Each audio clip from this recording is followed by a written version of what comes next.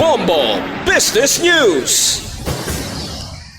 Nagsarurot ang purchasing power sang Philippine peso sa pinakamanubo nga lebel sa sulod sang walo ka tuig. Suno kay National Statistician and Philippine Statistics Authority o PSA Chief Claire Dennis Mapa, ang balor sang piso sa base year nga 2018 katumbas na gid lamang sa 73 sentimos o 73 centavos as of April 2026. Ang piso sang Abril suno sa PSA amo ang pinakamanubo nga purchasing power halin sa tong 2018. But silingon sini ang balor sang 100 pesos ang 2018 nagpanawag na gid lamang sa 73 pesos subong. Ang balor naman sang 1,000 ka pesos 8 ka tuig nang nagligad nagsarurot naman subong sa 730 pesos. Suno sa ahensya, kung nagasaka ang inflation, ang konsekwensya, amo nga maganubo man ang purchasing power. Kung manubo ang purchasing power, buot silingon, gamay man ang mabakal sang consumer sa ilang kwarta ikumpara sa balor sini nga base year o kung sa sini halimbawa sa tong 2018.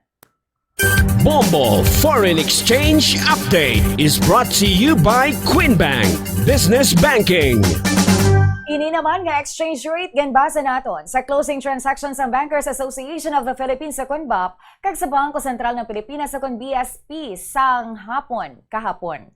Magabalik liwat ang transaksyon sa bunga aga. 61 pesos and 55 centavos ang baylos ang isa ka US dollar. 7 pesos and 85 centavos ang baylos ang Hong Kong dollar. 48 pesos and 15 centavos ang Singapore dollar. 16 pesos and 38 centavos ang Saudi Real. Kag 71 pesos and 86 centavos ang baylos ang euro.